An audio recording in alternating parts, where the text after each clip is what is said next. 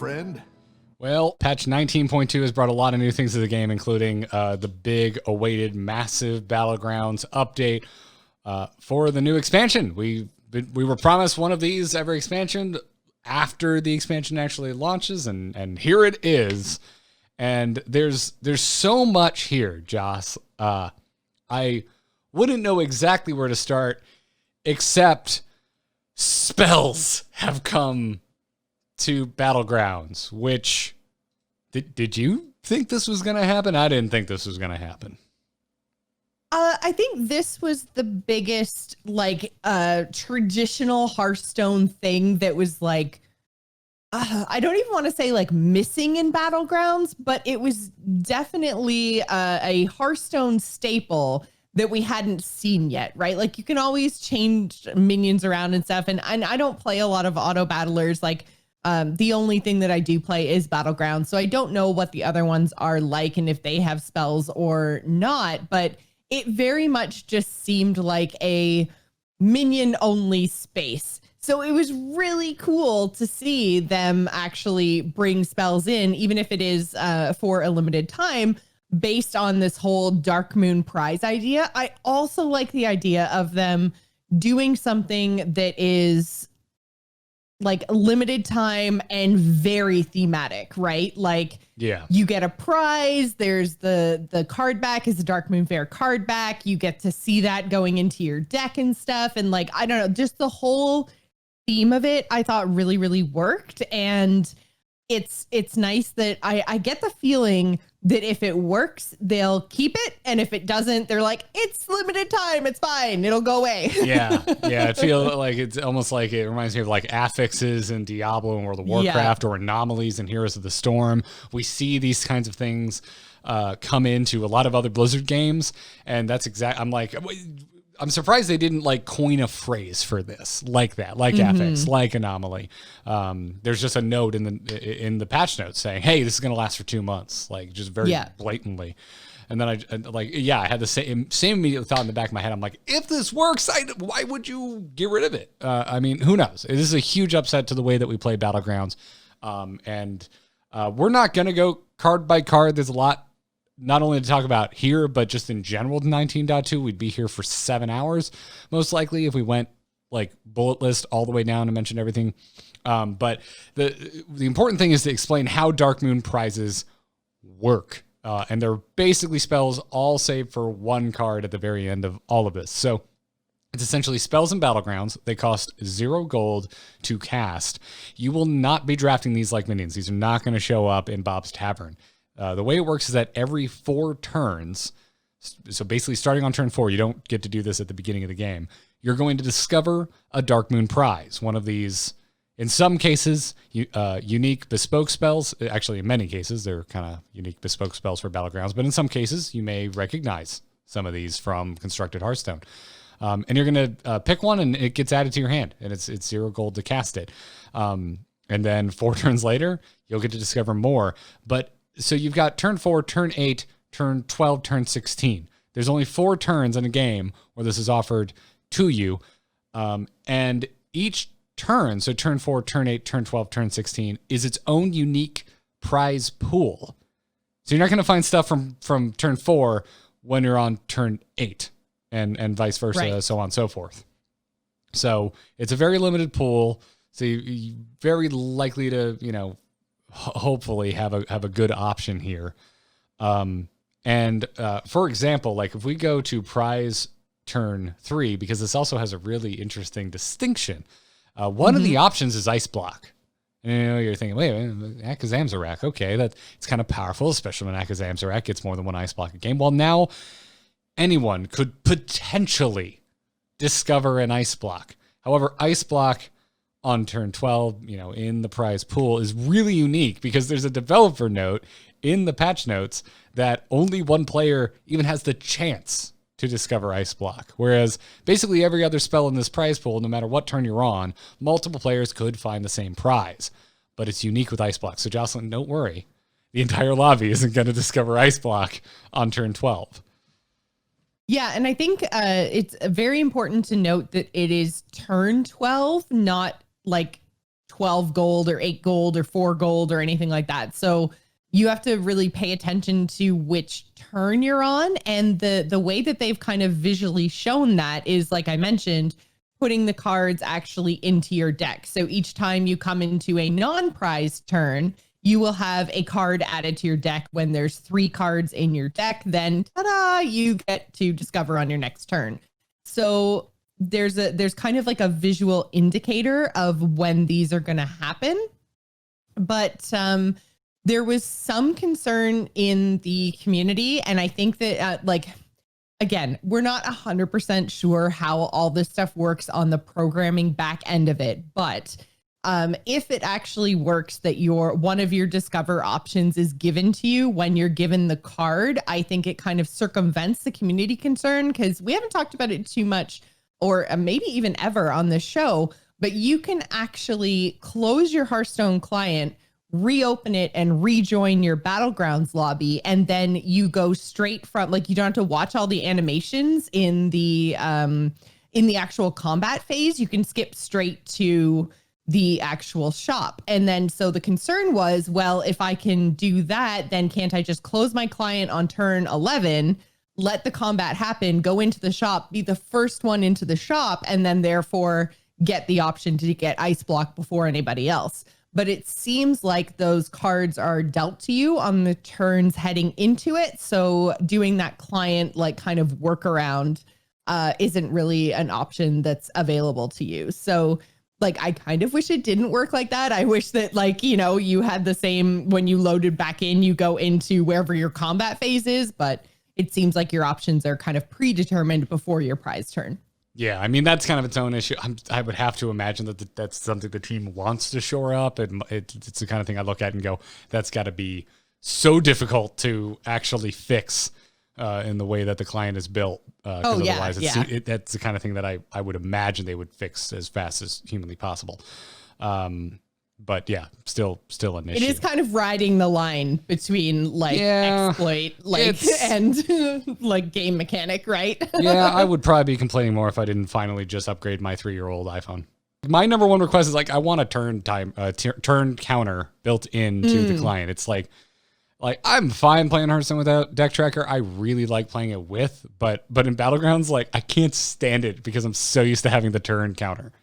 Yeah. It's so helpful, like, especially when I'm casually playing. I'm doing other things. I'm just like waiting for a video to render or something, or like, I would never slack off in a meeting playing Battlegrounds. Never, ever. But like, when you're casually playing, it's so nice to just come back and be like, oh wait, what turn am I on? Okay, I should probably be this at this point in my economy. It's like extremely helpful. And now it's even more helpful, like, knowing if you're about to go into a prize turn or not.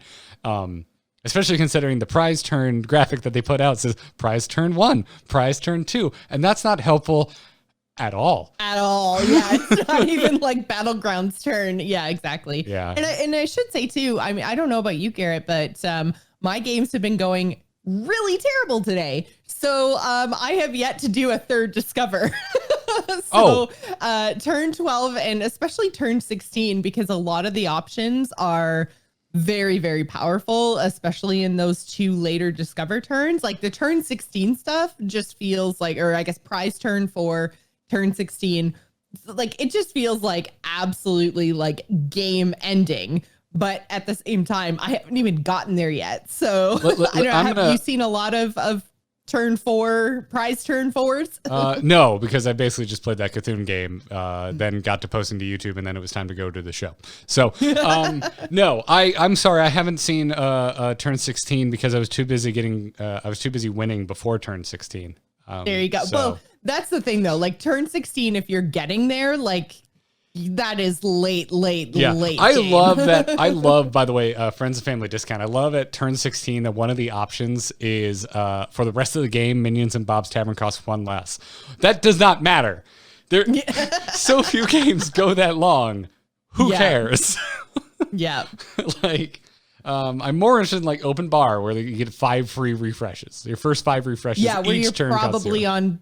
Yeah, you're probably on tier 6. Like you're at this point in the game. Like that's what you want to do. Like you are digging hard for that game-winning golden combo type deal. I mean, you've got refreshing your gold too, which is like even almost, I think, better because you could just use 5 gold's worth of that to do your refreshes and then still have 5 gold left over. So I feel like, yeah, fresh tab is better than open bar potentially because you can use it for multiple things. You have some options. Argent Braggart is really crazy. Yeah, the our one only non-spell minion in the pool. Yeah, the only minion in this pool, which I think is it's kind of interesting because this is a cool idea of like just an automatic discover an effect thing. And I'm wondering if like the next Battlegrounds update will maybe still have something along these lines, but then maybe include some more minions, like maybe put some spells somehow into the tavern to be bought. Like, I don't know. I think this is, I think they're testing how this is going to work. And I like the idea of just spells and Battlegrounds. I think it's really cool. There's pools here. They're trying to have similar power levels at the same kind of at the same time, and everybody rank. Gets it, right? Yeah, but there's clearly things like, you know, as I mentioned, being on turn 16 and having, you know, minions cost 1 less for the rest of the game. I'm way less interested in that than straight up refreshing my gold. So there's, clearly these are more powerful later on, but they're not all created equal. The one I found that really impressed me was, I'm trying to find it here. Oh, wow. Is it really a turn 2? Is it God, unlimited coin? No. So unlimited coin's really good. I had to choose between that and Great Deal. And Great Deal, so this is price turn 2, which is actually turn 8. And also, by the way, I'm putting my stamp on this right now. You remember when Battlegrounds came out and they were like, we're going to refer to these as bosses. And all of us were like, that's cute. We're calling them heroes because that's what they are. And we don't feel like learning new terms. I'm not calling this prize turn 2. I'm calling it turn 8. So turn 8 spells. I got the option between the unlimited coin, which is gain 1 gold this turn only. Return this to your hand at the end of the turn. That seems good. But Great Deal reads, for the rest of the game, reduce the cost of upgrading Bob's Tavern by 2 at the end of your turn. You're going to see this if you go and watch my Cthulhu game that I just posted. My plan was, given Cthulhu's hero power, which we'll talk about in a minute, I think I want to level slow, which means I'm going to be a little further behind on Tavern tiers than I want. So I ended up picking Great Deal to kind of shore up a weakness of my economy strategy. And no spoilers, but it may have worked out. Yeah, I think I actually ended up with a 0 gold upgrade to a tavern because I forgot I had picked this, and I was just like playing through my game as normal, and then all of a sudden I was like, wait a minute. What is going? Why is my tavern 0? Oh, right. I took Great Deal. Like, I was just expecting it to go down by 1. And I was thinking, you know, old economy and everything else. I was like, oh, wait, I have a free upgrade right now. Way to go, Reno. You idiot. I feel like any hero that lends itself to power leveling would way prefer the coin compared to Great Deal because they're not waiting to level anyway. They're not waiting those turns. Yeah. Whereas any heroes that have but it can help you catch up. Yeah. Any games that have early game prowess or any sort of natural scaling, your Yogg, Surround, your Cthuns, and hell, even Rafam, you know, because of just being able to fill the board really early. They may, I feel like they're going to lean towards Great Deal, given the option between the two. These are both economy manipulating effects that you're sometimes going to have to choose between on turn 8. But I find them fascinating.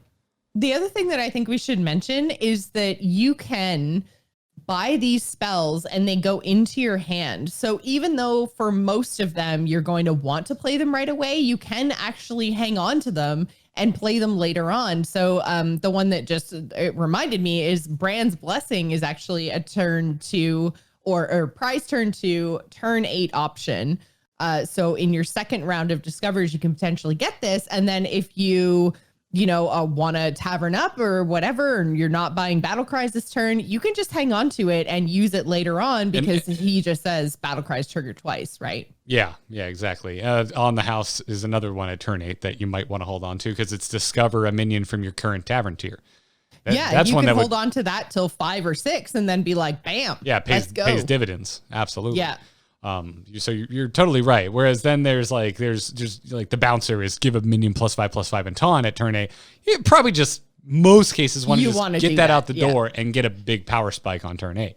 Give us a few weeks for this to all kind of settle out, and there will probably be builds that work better than others. But there's a lot of balls up in the air right now in terms of Battlegrounds balance. Absolutely. I'm excited and willing to be patient for statistics websites to add these stats for somebody smarter than me to tell me what my Battlegrounds build should look like. Yeah, exactly. See, you get it. Yeah. It's just replay. Looking at you. Get it. Come on, get to work. I need stats. I need them. Need delicious stats. Anyways, so let's move on and talk about new heroes being added. The 3 remaining old gods, Joss, are joining us in Hearthstone Battlegrounds because, as you know, Yashiraj has been our buddy since the beginning, but his buddies are now gonna join the tavern. I don't know how Cthulhu fits into the tavern. I'm going to try not to think about that too much, but Cthulhu is here. Cthulhu's hero power is called Saturday Cthulhu's. It took me, no joke, a day to get that joke. Really? Yeah. I was just like, what the hell? Why does it Saturday Cthulhu's? I started singing a Fall Out Boy song in my head, and I didn't get that this was a Saturday cartoons thing. And like, by the way, who just calls it Saturday cartoons? It's Saturday morning cartoons. You don't drop the morning. This needs the morning. I would give this a 2 out of 10 on the pun scale. This one, I also might just be the stupidest person alive, which is also a possibility. Well, I wasn't gonna say, but it took me about 10 seconds. Everyone calls them Saturday morning cartoons. Everyone, chat room, back me up on this. Right. Okay.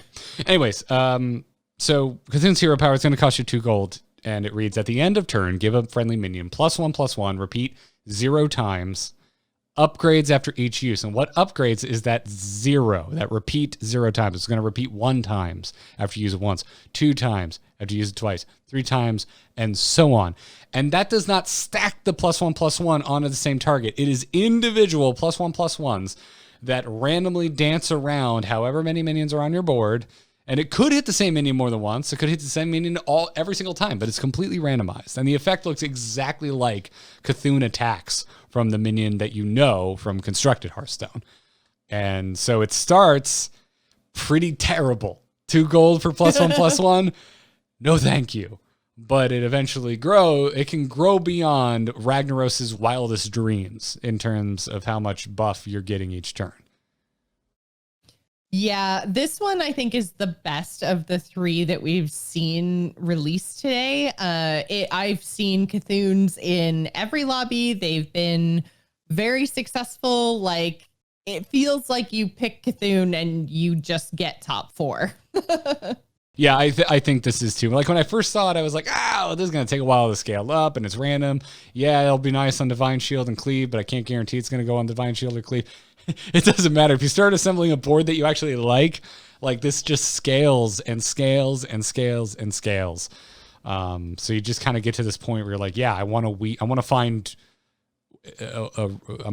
find 2 gold every turn to get dedicated to this hero power. Later on, I don't think you should be slamming this every single turn early game. I think you kind of, right now, my gut feeling is telling me normal level up to tier 3. So turn 2 tier 2, when you feel like it, you probably have that turn 2 or turn 3 leeway on that, tier 3 on 5. But after that, I want to start, weaving in hero powers, especially if you can find any sort of token or economy manipulation, because it really gets awkward until 8.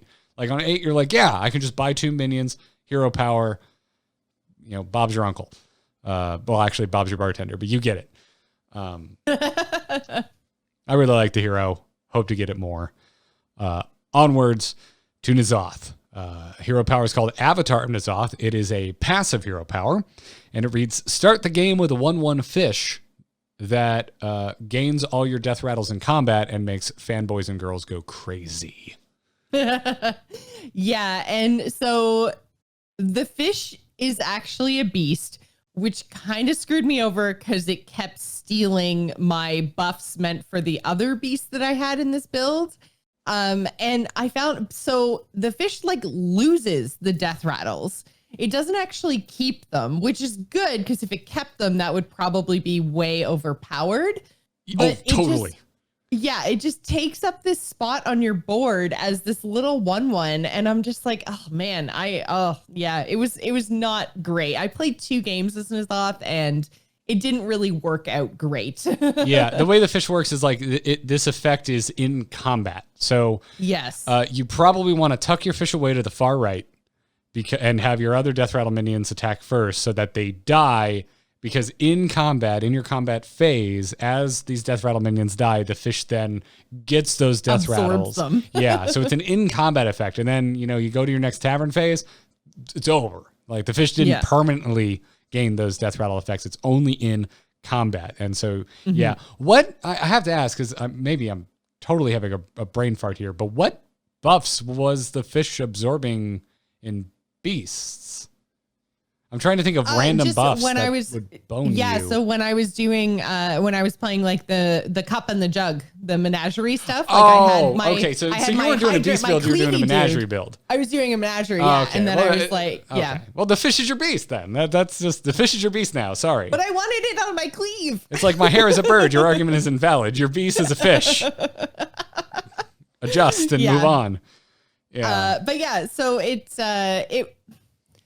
didn't feel great because, like I said, it just kind of sat and took up a board space, and board space is just it's such a premium, right? And it's not like the amalgam on the curator side, right? Where that just gets, you can buff that with anything. You can just keep making it bigger and throwing stuff on, and it always sticks. The fish just at the end of the turn, it goes back to a 1/1 with no death rattles, and it was just kind of felt bleh. And the death rattles, I found that, like, as you said, tuck it away to the one side, which I started doing. But then I was like, the death rattles that I would want to copy are things like N'Zoth and Divine Shield, but that means that they have to die first. So then my fish is attacking third. And then all of a sudden I've got, 3 minions doing not really all that much. And, just to try to stack these death rattles, it was really awkward. And didn't work nearly as powerfully as I thought that it was going to. And I thought, okay, well, maybe if I did this in some sort of like late game Goldrinn Beast comp, like it can absorb the Goldrinn. I'm like, if I have like late game Goldrinn Beast comp, I don't need a fish. Like I've already won. Yeah, although then you could stack the fish like right next to Goldrinn. So Goldrinn dies, buffs everything, fish gets Goldrinn. It's basically like you have 2 Goldrins. So like that's not the worst thing in the world. Like you change your positioning tactic at that point. Yashiraj is next, and our final new hero that was added today to Battlegrounds. Embrace your rage. Do I have to put on Rage Against the Machine? I don't want Twitch to ban me. It's going to cost you 2 gold, and it reads, start of combat, add a minion from your tavern tier to your war band. Keep it. Jocelyn, are you aware of the hidden text on Yashiraj? I am, because, oh my God, this felt bad. Yeah, the hidden text is never attack first. Yeah, you always have to leave an open spot in your warband if you intend to get a random minion for 2. And I'm so split on this. I only got to play 1 game as him, and it's super, super powerful in the early game. And I think maybe I hung on to it too late into the late game, as in I was still trying to make it work when probably just having a minion that I had purposely chosen in that 7th slot would have been a better choice than randomly from my tavern tier, because I think every single time I ended up just selling that random minion. So then it's like, it's not actually doing anything, right? Because you don't get the battle cry. It doesn't like go into your hand or anything. Mm-hmm. The chances of you tripling are really, really, really, really small. So it's the kind of thing where I was just like, this really just ends up being late game anyways, ends up being like me paying 2 gold to get 1 gold, and that just seems silly, and also having to have that empty spot on my board. So I think really, really good early game. Probably want to hit this button all the time and maybe like level up a little bit slower, and then try to take advantage of some of those prizes that we talked about earlier. And then, like maybe stop pushing the button later on. If you do have 7 minions and you push your button, you're not going to get anything. Yeah. I looked at this, my gut when I looked at Yashiraj was, Yogg-Saron. Because Yogg-Saron, hero power worth basically falls off a cliff after turn 7. Yeah. Like there's times when you would do it, like especially when you're just like, I don't need any of this stuff. I got 2 leftover gold. Why not? But like basically kind of after turn 7, especially if you look at stats on HS Replay, when to hero power, which is like the percentage of first place players who use their hero power each turn. After 7, it's just like, boop, gone off a cliff. Yeah. Like, yeah, I'm not over the moon with Yashiraj, but there's some heroes I would take Yashiraj over. Like, again, I'm kind of thinking about this, like, would I want to take Yogg? I would consider Yashiraj, you know. Mm-hmm. I think is kind of where Yashiraj lands for me, at least on day 1. You can subscribe to The Angry Chicken on all your favorite podcast apps like Spotify, Google Play, and iTunes. Don't forget to like, subscribe, and ring the bell so you don't miss another Angry Chicken video.